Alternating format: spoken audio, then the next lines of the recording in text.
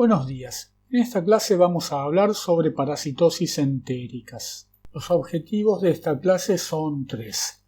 En primer lugar, identificar cuáles son los factores que contribuyen a la transmisión, establecimiento y patogenia de las enteroparasitosis. En este contexto también vamos a identificar cuáles son las más adecuadas medidas de profilaxis para evitar la transmisión. Durante el transcurso de la clase vamos a repasar algunos aspectos bioquímicos y fisiológicos relativos al aparato digestivo y su relación con las parasitosis. Vamos a repasar los estadios infectantes y vías de infección y los vamos a asociar a la profilaxis. Vamos a determinar cuál es la localización de los distintos enteroparásitos, asociarlos a la patogenia y, por lo tanto, a las posibilidades de diagnóstico presuntivo a partir del desarrollo de patología y manifestaciones clínicas más relevantes. Y por último, a partir de todos estos aspectos vamos a determinar cuáles son los más adecuados abordajes para el diagnóstico de las enteroparasitosis. Estos conceptos se extenderán en el seminario respectivo.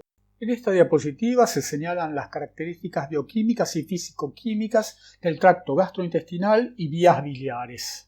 Independientemente de su función en los aspectos digestivos, muchas de las características físico-químicas y bioquímicas contribuyen a limitar la infección por agentes bacterianos, virales y parasitarios, de modo tal que la alteración de estos parámetros puede dar lugar al establecimiento de una infección. Dichas alteraciones pueden ser producidas por el propio agente infeccioso a posteriori de la infección o pueden estar vinculadas con alteraciones en la dieta u otros factores, incluyendo comorbilidades, tanto de origen infecciosas como no infecciosas. Como recordarán, y es fundamental desde el punto de vista de la transmisión, muchos de estos estadios se desarrollan en el medio ambiente, al cual contaminan y del cual el ser humano en contacto puede adquirir la infección, sea en forma directa en contacto con la tierra, como vamos a ver luego, o en contacto con alimentos contaminados por dichos estadios parasitarios. Esta diapositiva ilustra mediante fotografías la morfología de dos parásitos que clásicamente se encuentran en población pediátrica. Por un lado, Giardia duodenalis, que es un parásito cosmopolita, es decir, se haya distribuido prácticamente en cualquier latitud y longitud, y por otra parte Ascaris lumbricoides, que es el minto nematode de regiones templadas. Como vamos a ver luego, algunos de los estadios que se muestran en esta diapositiva pueden ser observados mediante métodos de diagnóstico directo, en tanto que otros solamente se muestran con carácter ilustrativo, como por ejemplo la presencia de larvas de Ascaris lumbricoides en pulmón. Esto último no es un hallazgo habitual en el diagnóstico parasitológico. En esta diapositiva se reseñan las posibles fuentes de infección y los distintos estadios parasitarios que pueden estar en las mismas. Por ejemplo, en el agua podemos encontrar huevos y quistes. Me refiero al agua de bebida a través de la cual ingresan estos elementos parasitarios al aparato digestivo. Por otra parte, en el suelo también podemos encontrar huevos, quistes y larvas, en general como consecuencia de las prácticas de fecalismo, es decir, de deposición de materia fecal en el suelo que luego contribuye a la maduración en el caso de algunos estadios o contribuye a la contaminación indirecta del agua o alimentos. Y por último, alimentos generalmente de origen vegetal que pueden contener quistes y huevos como consecuencia también de las prácticas de fecalismo. De esta diapositiva debería quedar claro que las formas vegetativas de las enterobacterias y particularmente las coliformes son susceptibles al hipoclorito de sodio, lo que habitualmente se llama lavandina, cuando ésta está diluida a razón de 5 partes por millón. Importa señalar, sin embargo, que los quistes y huevos de los parásitos no son susceptibles al mismo. Por esta razón es necesario calefaccionar el agua con el objeto de que hierva por lo menos 3 a 5 minutos a fin de destruir a los parásitos. Esto se logra como consecuencia de la desnaturalización de las proteínas tanto estructurales como funcionales de los estadios huevo y quiste, lo que da lugar a su muerte. Esto da lugar a limitaciones si pensamos en términos de la población afectada, que en general es población de bajos o muy bajos recursos y que por lo tanto su acceso al gas es relativamente limitado o significativamente limitado, con lo cual la práctica de hervir el agua muchas veces se ve impedida, por lo menos en el largo término.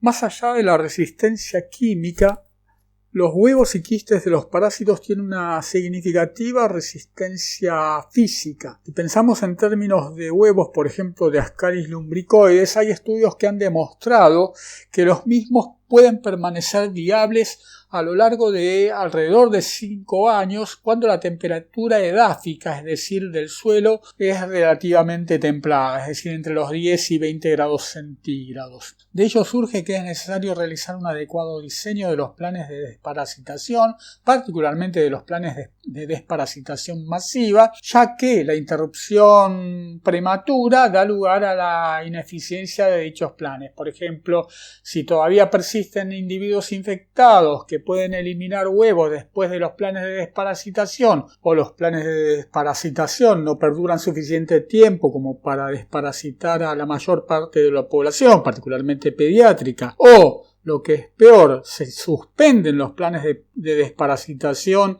y esto da lugar a que, como consecuencia de la persistencia de los huevos en el medio ambiente, los individuos se vuelvan a parasitar, todo el esfuerzo económico y social va a ser absolutamente en vano. En la medida en que los parásitos que se encuentran en el medio ambiente pueden resistir distintas condiciones, tanto climáticas como edáficas, ocurre la posibilidad de infección y, una vez infectado, el individuo tiene capacidad para transmitir la infección. Por lo tanto, en este contexto, toma importancia tanto la vía de infección, es decir, de ingreso, como de egreso, es decir, la vía a partir de la cual el patógeno, en este caso los enteroparásitos, salen del individuo infectado y particularmente el estado en que salen del individuo infectado. Puede ocurrir que emerjan del hospedero inmediatamente infectantes, en tanto que otros deban madurar en el medio ambiente. Y esto es importante desde el punto de vista de la dinámica de transmisión.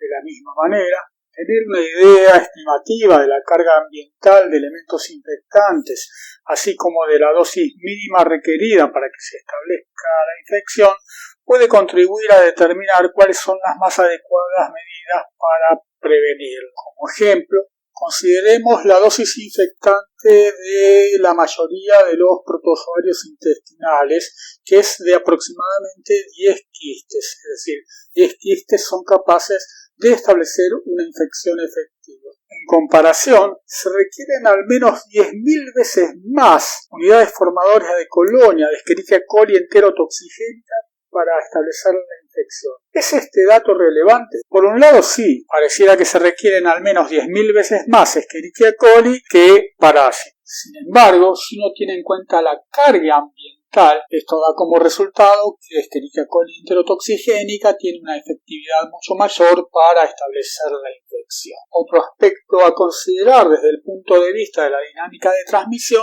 es la vía o puerta de entrada. Si bien en términos generales esta es la vía oral, bajo circunstancias particulares y en el caso de ciertos patógenos y particularmente parásitos, la puerta de entrada suele ser percutánea, como por ejemplo en el caso de las uncinarias o en el caso de Strauchiloides stercoralis.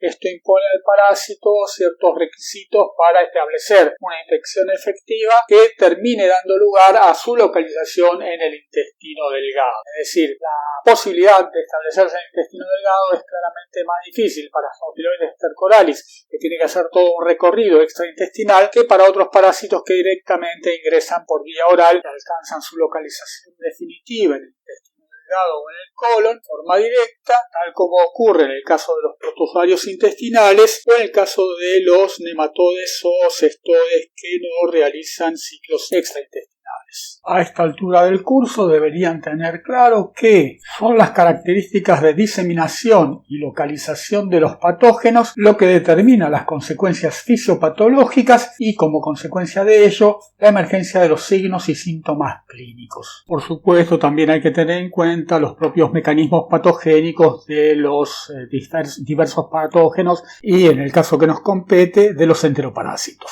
Estos, a su vez, asociados a aspectos epidemiológicos y estudios complementarios permitirán configurar un adecuado diagnóstico presuntivo. En la diapositiva se representa, en el contexto de las infecciones enteroparasitarias, la localización de distintos parásitos intestinales, distinguiéndolos de acuerdo al grupo al que pertenecen y su localización, es decir, alta, intestino delgado, o baja, colon. Sin embargo, también es importante señalar que tanto en el intestino delgado como en el colon en particular, los parásitos pueden tener diferentes localizaciones. No es lo mismo la localización rectosigmoidea que la localización fecal desde el punto de vista de la patología y por lo tanto desde el punto de vista de los signos y síntomas que emergerán de estas localizaciones. Esto sin considerar aún los mecanismos propios patogénicos que los parásitos desencadenan. En relación con este último concepto, es importante señalar que tanto los mecanismos de invasión como de persistencia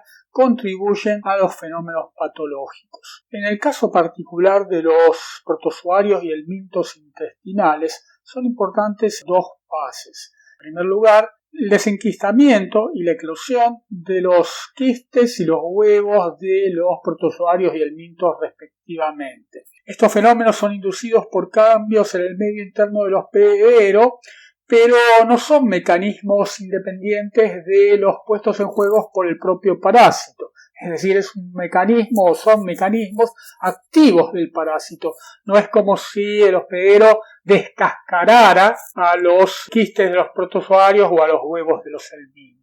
En el contexto de la invasión son importantes fenómenos como el contacto y la motilidad, así como la penetración. Estos aspectos ya los vimos en microbiología 1. Y desde el punto de vista de la persistencia es importante el hecho de que el parásito pone en juego mecanismos para permanecer en el lugar en el cual se localiza, sea porque se adhiere a la mucosa intestinal, sea porque presenta elevada motilidad y lucha contra el peristaltismo intestinal, a la vez que eventualmente se multiplica o se reproduce. Independientemente de esto, el parásito pone en juego diversos mecanismos de evasión que contribuyen a que la infección parasitaria tenga carácter persistente. Esta diapositiva sintetiza los fenómenos señalados en la diapositiva anterior, a lo cual se suma una localización, el estómago, en la cual los elementos infectantes deben manifestar resistencia o deben presentar resistencia. Esta es la función particular de las envolturas tanto de los quistes como de los huevos, particularmente porque ambos son resistentes tanto a las enzimas hidrolíticas como al pH ácido que las activa. En las próximas diapositivas vamos a abordar algunos ejemplos de infección parasitaria intestinal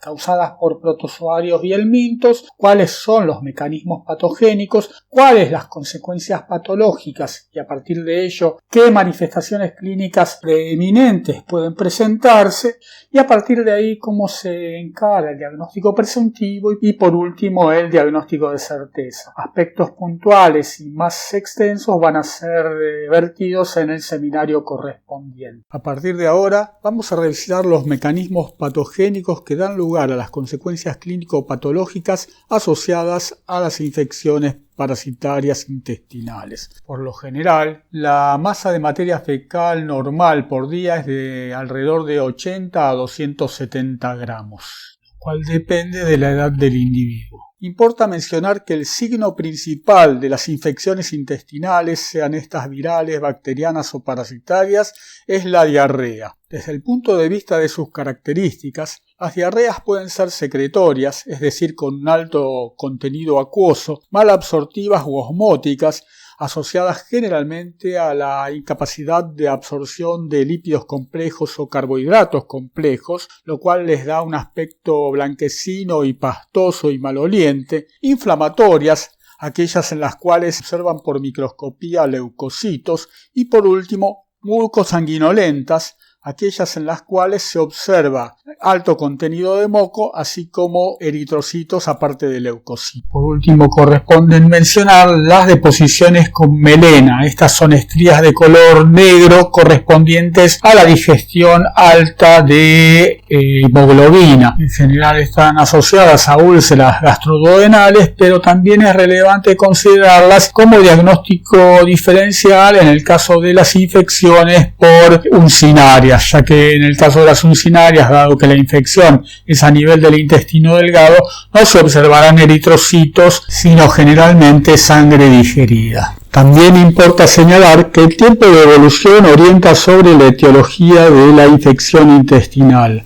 En general, las infecciones virales o bacterianas tienen un tiempo de evolución corto, no más de una semana y por lo general entre 4 y 7 días, y se denominan diarreas agudas. En tanto que las infecciones parasitarias suelen tener tiempos de evolución más prolongados, dando lugar a lo que se conocen como diarreas crónicas. Estas diarreas en general tienen una evolución de más de 4 semanas. Habiendo definido entonces los parámetros que permiten establecer el tipo de diarrea y por lo menos hacer un diagnóstico presuntivo inicial respecto a la etiología de la infección, vamos ahora sí a comenzar a desarrollar cada uno de los temas que mencioné previamente. Vamos a comenzar con las infecciones parasitarias intestinales causadas por protozoarios. Como ejemplo, en esta diapositiva vemos un diagrama y microfotografías relativas a Cryptosporidium parvum por un lado y a Entamoeba histolytica. Respecto a Cryptosporidium parvum, importa señalar que habitualmente es un patógeno que produce una diarrea de tipo secretoria. Sin embargo, es interesante señalar que en el contexto de la coinfección por virus de la inmunodeficiencia humana, algo que en general suele dar lugar a diarreas significativamente sintomáticas, la diarrea causada por Cryptosporidium parvum pasa de ser una diarrea de tipo secretoria a diarrea de tipo malabsortiva. Es decir, el mismo patógeno, dependiendo de las condiciones del hospedero, puede dar lugar a diferentes manifestaciones clínicas. En el paciente inmunocompetente suele dar una diarrea secretoria y de carácter autolimitada, es decir, aguda, y esto es una excepción en relación con lo que ocurre con las infecciones parasitarias, en tanto que en los pacientes inmunocomprometidos y particularmente los pacientes con SIDA, da lugar a una diarrea malabsortiva. Los mecanismos asociados a esta diarrea malabsortiva están vinculados con procesos proapoptóticos que induce el parásito en el contexto de la coinfección por el virus de la inmunodeficiencia humana, y este fenómeno parece ser mediado por el transactivador de la transcripción del virus de la inmunodeficiencia humana, lo cual da lugar a la apoptosis de los enterocitos, a la atrofia vellositaria a nivel de las vellosidades y por lo tanto, al disminuir la actividad de disacaridasa y de lipasa que se encuentran expresadas en las células apicales de las microvellosidades, los lípidos complejos y los disacáridos no pueden ser absorbidos. Una situación análoga tenemos en el caso de Yersinia intestinalis, tanto en un paciente coinfectado por el virus de la inmunodeficiencia humana como en un paciente que no lo está y que sufre una infección crónica. En este caso, el parásito promueve una intensa reacción inflamatoria en la mucosa que da lugar a la muerte por apoptosis de las células enteroepiteliales y por lo tanto a un proceso similar al que mencioné para el caso de la criptosporidiosis. En la imagen de la izquierda se muestra una microfotografía electrónica de transmisión en la que con asteriscos están señalados las células en las que se están albergando los parásitos intracelulares, y también se observa que hay sectores en los que la mucosa ha perdido las microvellosidades o ha sufrido atrofia vellositaria. Por otra parte, en el centro se muestra el diagrama de lo mencionado desde el punto de vista de la coinfección por el virus de la inmunodeficiencia humana y Cryptosporidium. En la imagen de la derecha, por otra parte, vemos 3 micrografías, arriba, abajo y abajo a la derecha, que muestran las lesiones causadas por entamoeba histolítica, un parásito que se localiza en el colon y que, como recordarán de microbiología 1, causa úlceras intestinales. Por otra parte, arriba a la derecha en la imagen se observa el aspecto de las úlceras mediante una videocolonoscopía. Como recordarán, estas úlceras tienen el típico aspecto de úlceras en botón de camisa, es decir, angostas en el ápice, ensanchadas en su base. Próxima diapositiva resume mediante un esquema los diversos mecanismos mencionados y las consecuencias clínico-patológicas a las que estos mecanismos dan lugar. En esta diapositiva se esquematizan las consecuencias de la infección causada por Yerba intestinalis, que como recordarán tiene localización luminal, y por diversas especies de coccidios intestinales que, como habíamos visto en la diapositiva anterior, tiene localización intracelular en el epitelio del intestino delgado. Interesante mencionar acá también que eventualmente en los pacientes con síndrome de inmunodeficiencia adquirida, Cryptosporidium parvum puede infectar colangiocitos. De hecho, la infección por Cryptosporidium parvum es la causa de colangitis esclerosante más importante en los pacientes con síndrome de inmunodeficiencia adquirida. El dato más relevante en el caso de la infección por Giardia es que causa una significativa malabsorción como consecuencia de la atrofia vellositaria. ¿Cuáles son las causas de esta atrofia? En principio se piensa que puede ser el contacto, no se conoce si existen toxinas y parece ser que la respuesta inflamatoria juega un papel relevante en este fenómeno. Por otra parte, en el caso de los coccidios intestinales, como consecuencia de la localización y multiplicación intracelular en los enterocitos, se produce la lisis de los mismos, dando lugar a procesos inflamatorios. Esto genera atrofia vellositaria y da lugar al desarrollo de diarrea malabsortiva. Por otra parte, el parásito activa las células enteroepiteliales que secretan prostaglandina E2 y las células mesenquimales comienzan a secretar prostaglandina I2 que activa el sistema nervioso autónomo, dando lugar a la producción de acetilcolina y péptido intestinal vasoactivo que contribuyen a la diarrea secretoria. Esto en particular es relevante en el caso de pacientes inmunocompetentes, no en el caso de inmunocomprometidos. Por lo tanto, en este tipo de pacientes la diarrea suele ser autolimitada, es decir, de carácter agudo. En lo que se refiere a los protozoarios que infectan el colon, tanto entamoeba histolítica como Balantidium coli producen la lisis por contacto e invasión de la mucosa intestinal, lo cual da lugar a necrosis, reclutamiento de leucocitos polimorfonucleares e incremento de la necrosis como consecuencia de este reclutamiento, lo cual se traduce en un proceso de tipo inflamatorio que persiste en el tiempo. En este contexto, la diarrea suele ser mucosanguinolenta dada la localización de los parásitos y las lesiones que estos parásitos producen. Este tipo de diarrea mucosanguinolenta es lo que se conoce como disentería y puede ser de origen parasitario, disentería mediana o disentería balantidiana, o bacteriana, el caso de la disentería causada por bacterias del género Shigella, en cuyo caso se habla de disentería bacilar.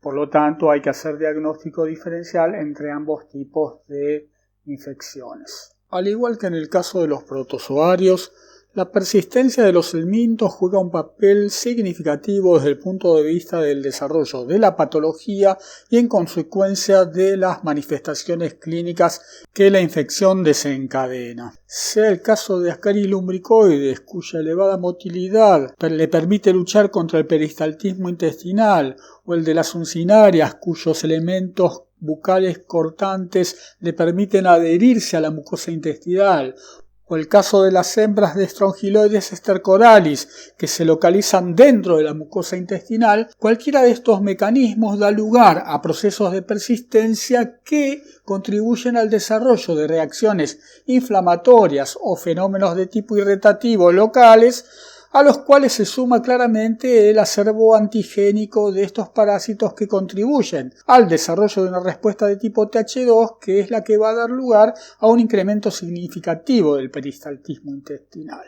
Y es este aumento del peristaltismo intestinal uno de los factores que contribuye al aumento de la frecuencia de las deposiciones en lo que se considera como diarrea. Sea porque invaden la mucosa, como en el caso de Strongyloides stercoralis o en el caso de Hymenopilus nana, dicha invasión produce un proceso inflamatorio que da lugar a diarrea. Por otra parte, el contacto con la mucosa a través de mecanismos de continuo golpeteo con la misma del parásito claramente luminal como Ascaris lumbricoides genera un proceso irritativo.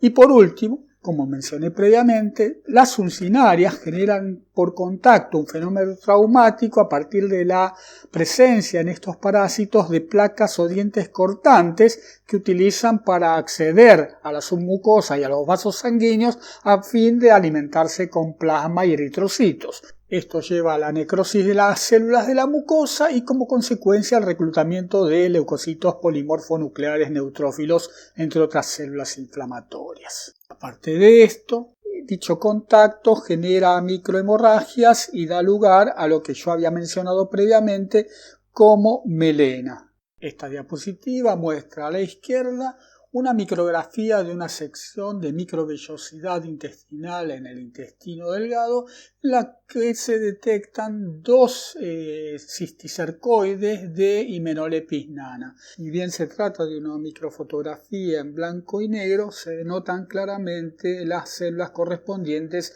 al infiltrado inflamatorio afectando la mucosa. La diapositiva del centro se muestra un espécimen de Ancylostoma duodenale con su cápsula bucal adherida a la mucosa intestinal. De hecho, se observan parte del epitelio intestinal dentro de la cápsula bucal y alrededor de la cápsula bucal del parásito células inflamatorias. Estas células inflamatorias se ven mucho más claramente en el corte transversal de la mucosa, en cuya parte inferior se nota la cápsula bucal del parásito, lo que se observa en la figura de la derecha. Antes de establecerse en el intestino delgado, los geohelmintos realizan lo que se conoce como ciclo de luz y que ya hemos visto en Microbiología 1. Como consecuencia de ello, migran hacia el pulmón donde se desarrolla el síndrome de Loeffler. Esta es una forma de eosinofilia pulmonar caracterizada, entre otras cosas, por el desarrollo de disnea, jadeo, tos, ocasionalmente erupción cutánea y fiebre. Es importante señalar que, con la excepción de los infiltrados inflamatorios migrantes en pulmón, todos los signos y síntomas mencionados pueden estar presentes en intoxicaciones medicamentosas y en procesos alérgicos, de modo tal que en este contexto es necesario realizar el diagnóstico diferencial. La fase migratoria y de tránsito por el pulmón se caracterizan por una variable eosinofilia periférica que depende del agente etiológico y bien la eosinofilia es un rasgo que caracteriza esta manifestación, es importante señalar que la misma es leve o moderada, oscilando entre el 5 y el 20%, cuando, por ejemplo, en las eosinofilias inducidas por alergia de tipo medicamentoso pueden llegar hasta el 40%. Si uno realiza placas radiográficas a lo largo del tiempo, verá que los infiltrados no tienen un desarrollo centrífugo como ocurre con las infecciones bacterianas, sino que van modificando su posición a lo largo del tiempo. En general, este cambio de posición es claramente ascendente desde la base del pulmón hacia el árbol respiratorio. En esta diapositiva se esquematizan a la izquierda los eventos que ocurren durante la infección por el parásito Strongyloides stercoralis, que, como recordarán, ingresa a través de la vía percutánea.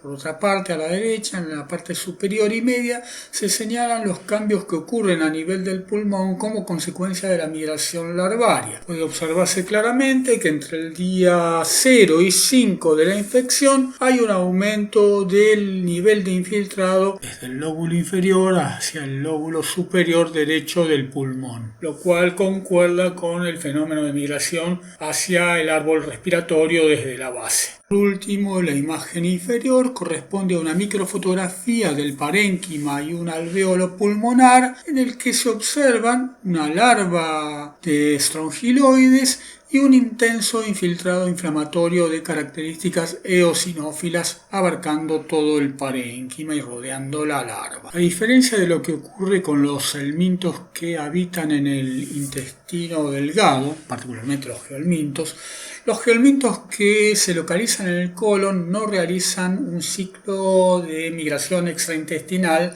de manera natural. Por lo tanto, los mecanismos patogénicos y la patología emergente de los mismos suele estar limitada a la localización colónica. En el diagrama de esta diapositiva se esquematizan la patogenia y las consecuencias de los mecanismos patogénicos asociados a las infecciones por Trichuris trichura y Enterobius vermicularis. En primer lugar, en el caso de Trichuris trichura, el contacto a través de las lancetas da lugar a fenómenos de necrosis e inflamación con reclutamiento de leucocitos polimorfonucleares que intensifican el fenómeno de necrosis. En términos generales, la necrosis se ocurre en todo el trayecto colónico, suele dar lugar a diarrea. Pero si esta ocurre en la porción distal, particularmente en la rectosigmoidea, se suele manifestar disentería.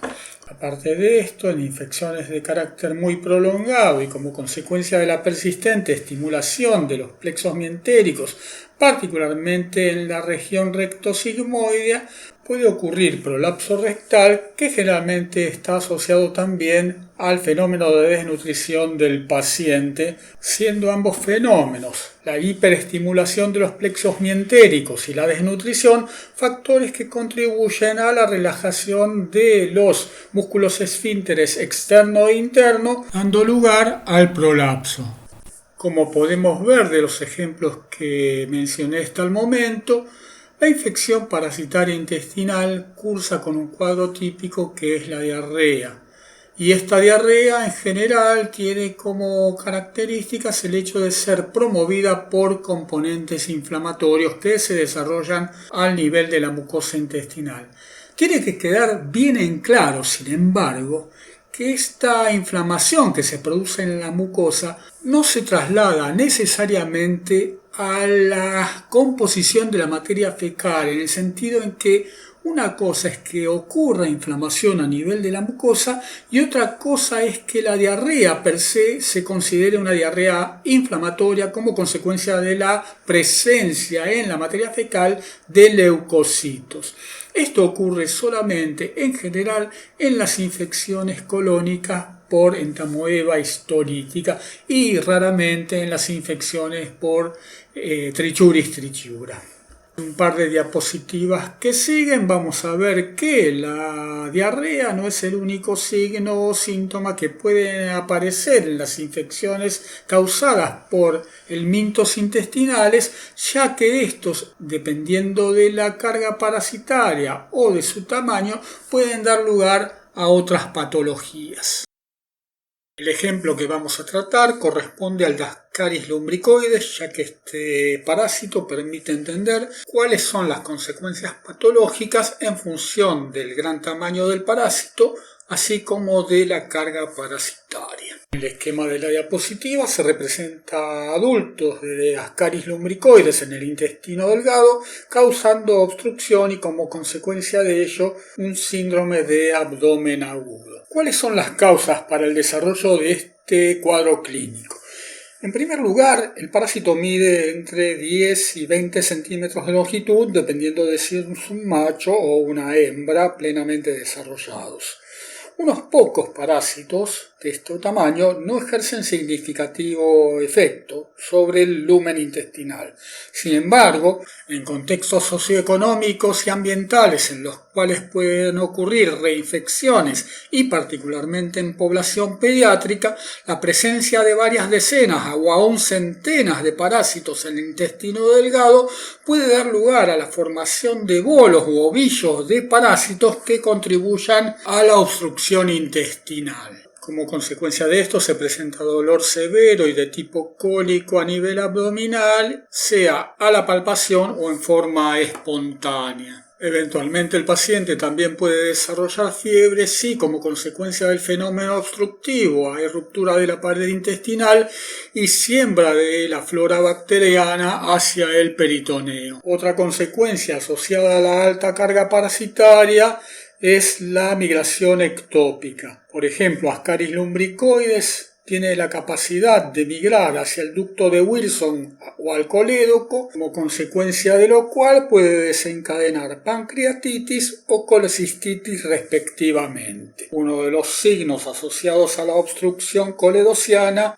suele ser la ictericia, que en el estudio de laboratorio demuestra incremento de la bilirrubina a predominio directo. No lo ejemplifico en esta clase, pero pueden hacer una búsqueda en la web a los fines de determinar cuáles son las causas por las cuales Enterobius vermicularis causa apendicitis verminosa. En esta diapositiva se muestra en ejemplos fotográficos las consecuencias clínico-patológicas relativas a la carga parasitaria y al tamaño de los parásitos. En la diapositiva superior izquierda muestra un campo quirúrgico en el cual se observa el intestino delgado, bajo el cual se muestran dos tazas en las cuales se han depositado grandes cantidades de Ascaris lumbricoides. A la derecha, arriba, por otra parte, se muestra el resultado de una apendicectomía en la cual se puede observar Ascaris lumbricoides. De hecho, la apendicitis por Ascaris lumbricoides también es otra complicación debido a la migración ectópica del parásito. Y por último, abajo, un estudio ecográfico muestra en el colédoco una imagen compatible con una colecistitis de tipo verminosa. Se señala con la flecha la posible presencia de un parásito que por sus dimensiones podría ser Ascaris. En esta diapositiva se señalan los factores que contribuyen a la severidad de la enfermedad parasitaria. Uno de los factores es la edad. En general se observa que cuanto menor es la edad, más severas son las infecciones. Esto es por varias razones. Uno de ellos está señalado en el segundo renglón. Como consecuencia de la corta edad, en general ocurren reinfecciones. Esto en la medida en que los niños particularmente no han adquirido en ciertas etapas de la vida conductas vinculadas con la profilaxis, es decir, evitar el fecalismo, la geofagia, lo cual también está asociado al condicionamiento social. Por otra parte, estas infecciones pueden ser homotípicas, es decir, estar vinculadas con reinfecciones por la misma especie parasitaria, o ser heterotípicas, es decir, estar vinculadas con la infección por otras especies parasitarias, lo cual da lugar a que los niños en general presenten poliparasitismos. Esto es muy frecuente en villas miserias, donde los niños pueden tener infecciones en forma simultánea por Giardia intestinalis, por Ascaris lumbricoides, por Trichuris trichiura, y todos estos parásitos, ejerciendo daño a través de distintos mecanismos, contribuirán a que la enfermedad en términos globales sea más severa. Otros factores que contribuyen a la severidad ya los mencionamos en el ejemplo anterior cuando hablábamos de Ascaris. Uno de ellos es la carga parasitaria elevada y otro las localizaciones ectópicas. Todo esto lleva a cuadros en general desde leves a moderados e incluso severos de desnutrición. Más aún si uno considera en términos generales los procesos de infección parasitaria en el contexto de inmunodepresión, en realidad no se ha visto, por lo menos en la mayoría de los casos de enteroparasitosis, que los cuadros de inmunodepresión contribuyan a un aumento en la severidad de la enfermedad, salvo un caso en particular, el de la estrongiloidosis. Como Strongyloides stercoralis puede permanecer quiescente por prolongados periodos de tiempo, si sobreviene un proceso de inmunosupresión, la hembra puede dar lugar a la producción de una masiva cantidad de larvas. Estas larvas migrar por torrente circulatorio y hacer ciclo de luz y volver a instalarse en el aparato digestivo, particularmente el intestino delgado, donde causan un síndrome de hiperinfección. Eso también puede ocurrir a nivel pulmonar, es decir, haber una acumulación significativa de larvas a nivel pulmonar.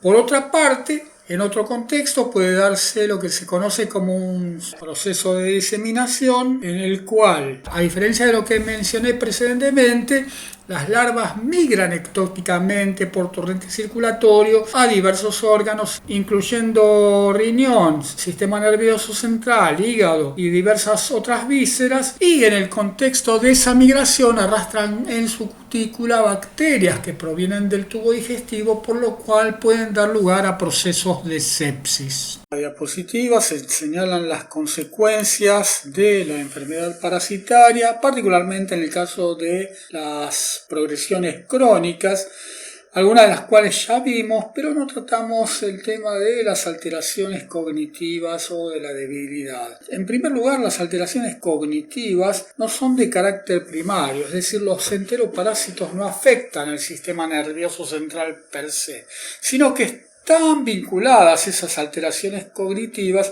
fundamentalmente a contextos sociales en los cuales, como consecuencia de la pérdida de días de escolaridad, particularmente en poblaciones pediátricas de hogares de bajos recursos económicos, se pierde la capacidad o se pierde la posibilidad de aprendizaje. Y lo que es significativamente importante, se pierde muchas veces la posibilidad de alimentarse, dado que por lo menos en parte una de las comidas diarias, el desayuno, es administrado por la escuela, al menos en el caso de la escuela pública. En las próximas diapositivas vamos a conjugar los abordajes que permiten llegar al diagnóstico de certeza. A partir del conocimiento de las variables epidemiológicas, de las variables clínicas y de los resultados obtenidos a partir de estudios complementarios, uno puede delinear un diagnóstico presuntivo. Su objetivo es acotar el posible espectro de agentes etiológicos responsables de las manifestaciones clínicas, es decir, de los signos y síntomas, así como optimizar las estrategias para el diagnóstico de certeza, tanto en cuanto a los abordajes metodológicos como en cuanto al tiempo requerido para su ejecución.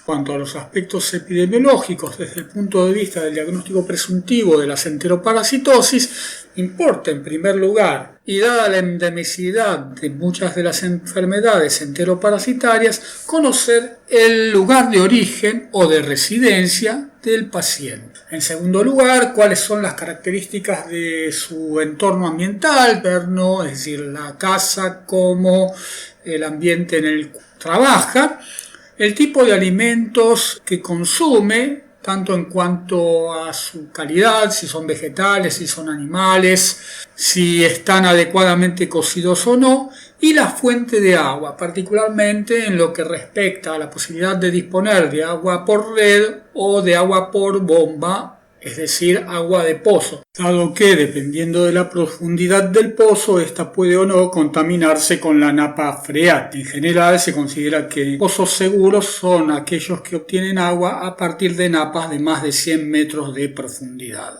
De la misma manera, las características del suelo, tanto en su domicilio como en el entorno en el cual trabaja, y el tipo de vestimenta, es decir, puede ocurrir que esté trabajando en un área donde sean endémicas las uncinarias y strongyloides y no tenga un calzado o ropa adecuados como para evitar el contacto del suelo con la piel. Aparte de volcar los datos epidemiológicos y clínicos del paciente, muchas veces es necesario realizar estudios complementarios. Estos pueden ser de laboratorio, como por ejemplo realización de hemogramas para determinar si existe anemia o eosinofilia, o estudios por imágenes para determinar si el paciente presenta un cuadro de tipo obstructivo y en qué consiste dicho cuadro obstructivo.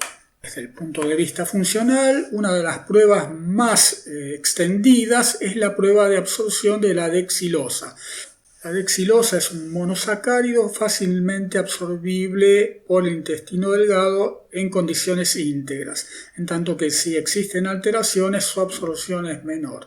La prueba consiste en administrarle al paciente dexilosa por vía oral, determinar la concentración en sangre 1 hora después de la administración, ya que en ese momento se espera el pico de concentración en sangre, y a las 5 horas de la administración determinar la presencia de dexilosa en orina, mediante una prueba colorimétrica o basada en la detección por anticuerpos.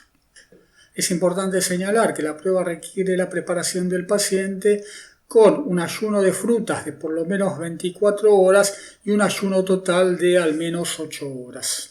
En resumen, teniendo en cuenta datos epidemiológicos, clínicos y de estudios complementarios, uno puede configurar un espectro reducido de agentes etiológicos o de etiologías no necesariamente infecciosas que pudieran dar lugar a las manifestaciones clínicas que el paciente presenta. En el recuadro inferior se presentan algunos ejemplos sobre estas características del diagnóstico diferencial. Por ejemplo, es necesario distinguir las infecciones causadas por Giardia de un espectro amplio de etiologías, todas las cuales producen síndrome de mala absorción. Lo mismo ocurre en el caso de la amebosis, ya que esta parasitosis cursa eventualmente con disentería. Por lo tanto, hay que hacer diagnóstico diferencial con otras etiologías infecciosas y aún con etiologías de origen inflamatorio no infeccioso que pueden cursar con disentería o cuadros de tipo disenteriforme. En la próxima diapositiva se expone el flujo de trabajo para arribar al diagnóstico de certeza. En términos generales, el diagnóstico de certeza incluye 3 fases principales. En primer lugar, la preparación del paciente. En segundo lugar, la recolección de la muestra. Y por último, la realización con la muestra de diversos procedimientos que llevan al diagnóstico de certeza, que implica la realización de ciertos procedimientos metodológicos a los fines de poder establecer con la mayor sensibilidad, especificidad y valores predictivos positivo y negativo la identidad del agente etiológico o del proceso metabólico o de otra índole que está causando los signos y síntomas del paciente. En el caso de las infecciones parasitarias, la preparación del paciente incluye suprimir en la dieta la ingesta de verduras de hoja, legumbres, granos y calabazas o cualquier otro tipo de alimento que tenga alto contenido de fibra, aceleradores sobre el tránsito intestinal, dado que esta aceleración puede dar lugar a una disminución en la sensibilidad del método diagnóstico. Asimismo, debe suprimirse, en el caso de que el paciente lo tenga como costumbre, el consumo de polen, ya que este puede contribuir a artefactos durante los procesos de observación, como vamos a ver luego. También deben suprimirse ciertos medicamentos, por ejemplo, en principio, los antiparasitarios y los reguladores de tránsito intestinal. ¿Por qué? Porque en general los antiparasitarios, si fueron administrados en forma espontánea, pueden dar lugar a una reducción de la carga parasitaria y disminuir por lo tanto la sensibilidad del método diagnóstico. Y en cuanto a los reguladores del tránsito intestinal, porque eso modificaría la posibilidad de detección al modificar la cantidad de parásitos en la unidad de muestra que se va a tomar. Por último, en relación con los radiopacos, estos, al igual que el polen, generan una serie de artefactos que luego vamos a comentar. El siguiente paso en el diagnóstico enteroparasitológico consiste en la recolección de la muestra. Esta es una muestra de carácter fijado y seriado. ¿Qué significa esto? Que la muestra debe ser colocada en un frasco limpio, no necesariamente estéril, que contenga un fijador convencional que es el formol, al 5% en agua. ¿Y qué significa seriada? La muestra debe ser colectada a lo largo de 6 días o 12 días en forma alterna. Esto quiere decir un día sí, un día no, de modo tal que al final de la toma de muestra vamos a haber colectado entre 3 y 6 muestras. ¿Cuál es el objetivo de la obtención seriada de muestras? Esto debe hacerse así, ya que ni los protozoarios se diferencian de Trophozoito aquiste en todos los momentos durante la colección de la muestra, ni los estodes ni los nematodes producen huevos permanentemente. Por lo tanto, este método de recolección aumenta la sensibilidad. El último día de tomada la muestra para fijar, también se coloca una muestra en un frasco que contenga solución fisiológica. El objetivo es remitirlo inmediatamente junto con la muestra fijada con el fin de que en el laboratorio puedan identificar trofozoitos viables. Hablamos de la muestra seriada, pero no especificamos qué cantidad de muestra. Se considera que la toma de una muestra equivalente a la punta de una espátula baja lengua o a una cucharita medianamente colmada de las de tipo de té o de las de tipo de helado es suficiente como muestra individual. Todas ellas en conjunto se van a colocar en el frasco con formalina, es decir, con formol al 5%, y van a ser procesadas como tal en el laboratorio. Importante mencionar aquí que el paciente debe homogeneizar la muestra, en general con una varilla de vidrio, menos preferentemente con una varilla de plástico, ya que no se puede desinfectar adecuadamente luego de la homogeneización, para lograr que el fijador penetre adecuadamente en todas las muestras de materia fecal ingresadas al frasco. Por último, aparte de su efecto fijador, el formol o la formalina en realidad tienen efecto desodorizante.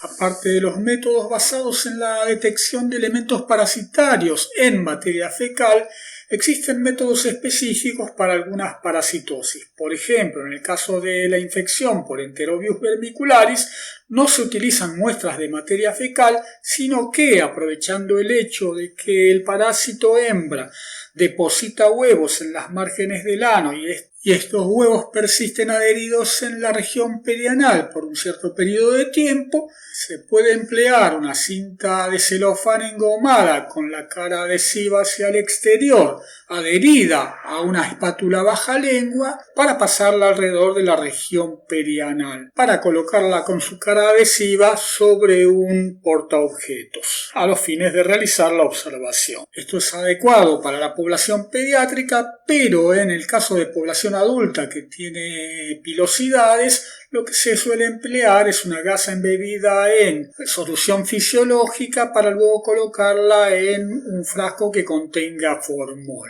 Todos estos procedimientos deben ser realizados con guantes, dada la alta infectividad que tienen los huevos de Enterobius. Este procedimiento también se realiza en forma seriada, tomándose al menos 6 muestras, una por día, en general en las primeras horas de la mañana. El procedimiento en cuestión se conoce como la prueba de Graham-Garaguso, y cuando se emplea una gasa se lo conoce como escobillado perianal. Pueden encontrar fácilmente detalles del abordaje metodológico de la técnica de Graham-Garaguso en la web. Como vimos, el procedimiento de toma de muestra implica al final del proceso haber colectado entre 15 y 30 gramos de este material. Claramente no se va a observar todo el material y existen métodos justamente que permiten concentrar la muestra con dos fines: reducir el volumen de la muestra y la masa de la muestra, y por otro lado aumentar la sensibilidad al permitir que los elementos parasitarios que estaban distribuidos en toda la masa colectada se concentre en una masa mucho más pequeña. Métodos de concentración más empleados consisten en los métodos de sedimentación, flotación o mixto, es decir, lograr que los elementos parasitarios sedimenten como consecuencia de una fuerza centrífuga o floten como consecuencia de su colocación en un medio hiperdenso, o hay métodos que combinan ambos procedimientos. Luego de esto se procede a la observación. Esta es en principio macroscópica o microscópica. La macroscópica permitirá detectar, por ejemplo, a simple vista, elementos tales como proglotides de cestodes, así como eventualmente adultos de Ascaris lumbricoides y de Enterobius vermicularis, en tanto que la microscópica será requerida cuando lo que se quiere observar son trofozoitos, quistes de protozoarios o huevos y larvas de helmintos. Resta mencionar un factor que es importante para evitar falsos positivos. Uno piensa en general que las técnicas de diagnóstico directo no los tienen. Sin embargo, yo había mencionado previamente artefactos que pueden presentarse como consecuencia de la ingesta de polen o de la administración de radiopacos en el contexto del proceso de toma de muestra. En primer lugar, las partículas de polen tienen un tamaño entre alrededor de 15 y 200 micrones, lo cual es un tamaño comparable al que tienen los quistes de protozoarios y aún los huevos de helmintos, en el caso del tamaño mayor. Y dada su morfología, pueden eventualmente generar confusión, particularmente en observadores poco experimentados. Por lo tanto, se informaría como positiva eventualmente una muestra de un paciente que ha ingerido polen. Esto es, se informaría un falso positivo. Respecto a los radiopacos, estos son sustancias no absorbibles que persisten en el tubo digestivo, en el caso de procedimientos de diagnóstico por imágenes. Y cuando son eliminados, los radiopacos son eliminados como pequeñas micelas que los procedimientos de concentración que vamos a ver luego no eliminan.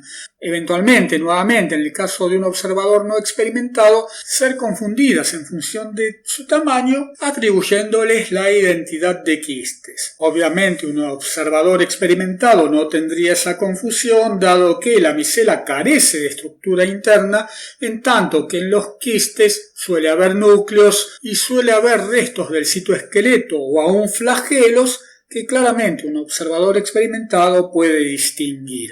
Desde el punto de vista de los abordajes para la observación, pueden realizarse montajes húmedos, que significa tomar muestras del material concentrado, colocarlas entre portaobjetos y cubreobjetos y mirarlas al microscopio óptico, en general a bajo aumento, 100 aumentos finales o 400 aumentos, raramente a 1000 aumentos, o realizar extendidos que serán coloreados con diversos colorantes para permitir la observación, sea de quistes o sea de trofozoitos en el contexto de la materia fecal. En la próxima diapositiva está representado el flujo de tareas que se realizan desde la toma de muestra hasta la observación microscópica. En el diagrama se representa uno de los tantos métodos empleados para la concentración de muestras de materia fecal, que es el método de Telemann modificado. Este método es uno de varios métodos que existen para este procedimiento. En este caso, en lugar de proveerse al paciente fórmula al 5% en agua,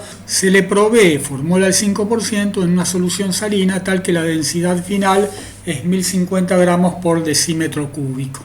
La muestra de materia fecal se coloca en un tubo de centrífuga a la cual se le agregan 2 mililitros de éter etílico. En realidad dice en la diapositiva éter sulfúrico porque es la forma en la que a partir del alcohol etílico se procede a la preparación del éter etílico.